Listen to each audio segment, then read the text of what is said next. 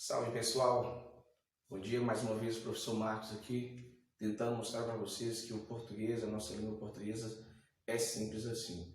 A aula de hoje, nossa segunda aulinha, prometo que vai ser bem breve, nós vamos terminar aqui falando sobre os termos relacionados ao verbo, tá? Antes disso, pessoal, só recapitulando, dentro de uma oração, a sintaxe divide de que forma esses termos da oração? Eles são divididos em 3 grupos. Os termos essenciais, que são aqueles sujeito e predicado, os termos integrantes, que são os complementos e aqueles conectores que temos, e os termos acessórios. Mas hoje vamos falar especificamente dos termos que são relacionados ao verbo. Bom, dentre eles temos aqui a primeira situação que a gente já viu, vou só recapitular com vocês, que são os complementos verbais. Quais são os complementos verbais que temos?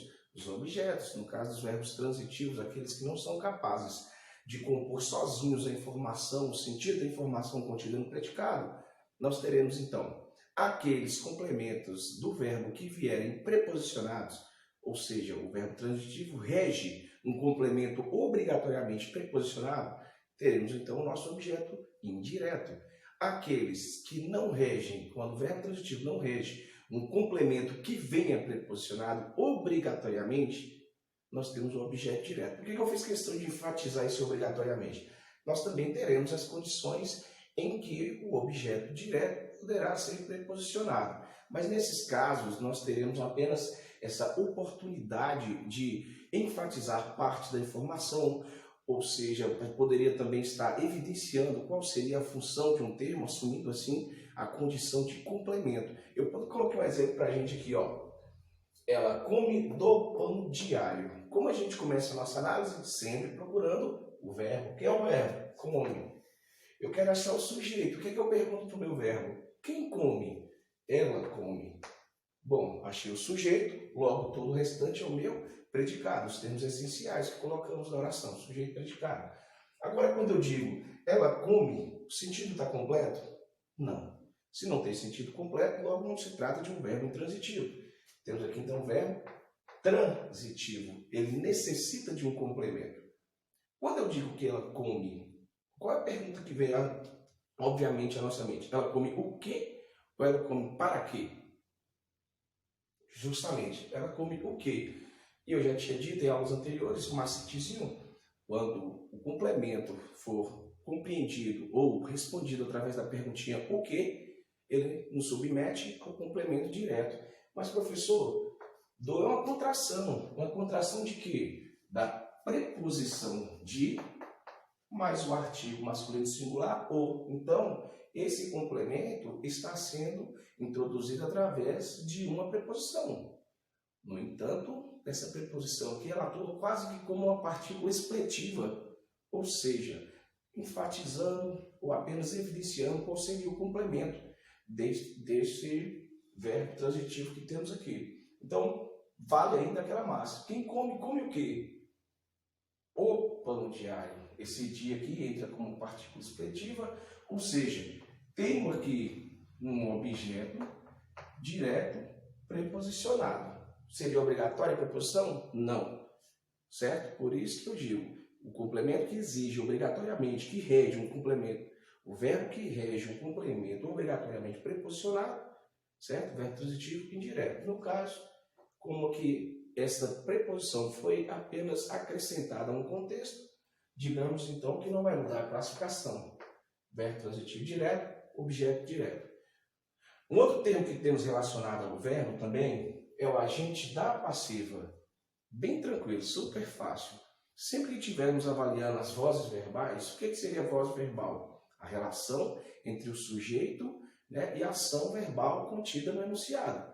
Quando o sujeito pratica a ação, digamos então que temos um sujeito agente, voz ativa. Quando ele sofre a ação, ou quando ele é o alvo da ação, temos uma voz passiva, logo sujeito paciente, beleza? Dentre a voz passiva, nós temos 2 possibilidades, a passiva analítica e a sintética. Na voz passiva analítica, nós temos uma relação de completude com relação ao número de termos que a compõem. Nós vamos ter o sujeito, nós vamos ter uma locução verbal e nós vamos ter também o agente da passiva. Quem é o agente da passiva? O agente da passiva é aquela referência de quem pratica a ação mesmo na voz passiva, quando o sujeito é paciente. Olha o exemplo aqui. A vidraça foi quebrada pelo garoto. Nós temos aqui a locução verbal. Foi quebrada, verbo auxiliar flexionado, mas verbo principal na forma nominal de na forma nominal de particípio. Temos aqui então a locução verbal. Quem foi quebrada? A vidraça. Achamos aqui o nosso sujeito da oração. O sujeito, ele praticou ou sofreu a ação de quebrar? Sofreu. Então tem um sujeito paciente. E aí que entra o agente da passiva. Esse termo que vem sempre preposicionado, geralmente pela preposição por, que pode aparecer também nessa contração na forma pelo. Seria o quê? A preposição por mais o artigo o. Para não gerar essa questão fônica e não dizer poro, aí fez-se uma adaptação e se diz pelo. Mas aqui então está contida a preposição por. Esse elemento aqui, ele é responsável por indicar quem pratica a ação dentro da voz passiva. Nesse caso, então, aqui temos o agente da passiva.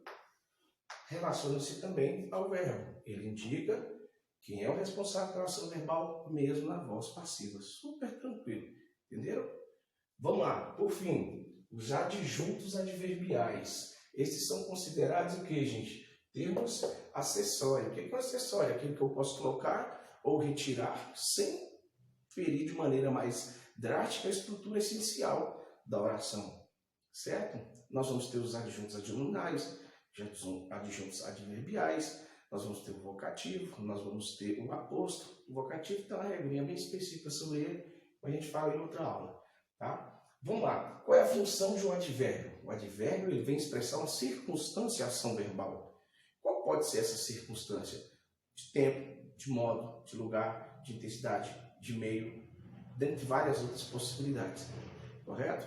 Com quem relaciona-se o advérbio? Ele relaciona-se apenas com 3 classes gramaticais. O verbo, o próprio advérbio e o adjetivo. Correto? Nesse caso, vamos ver a relação dele com a ação verbal. Quando eu digo, gosto muito do hino nacional, mas canto meio desafinado. Triste, né? Mas vamos lá. Qual é o verbo que temos aqui? Nós temos o verbo gostar, flexionado aqui, e o verbo cantar. Quando eu digo gosto muito, eu não estou aqui dizendo uma circunstância de próxima à quantidade, Vamos dizer, a intensidade ele está nesse sentido, próxima à quantidade, de que quando eu gosto do hino, eu gosto muito. Então a palavra muito está intensificando a ação de gostar. Logo, classificado como adjunto adverbial de intensidade. Mas canto meio desafinado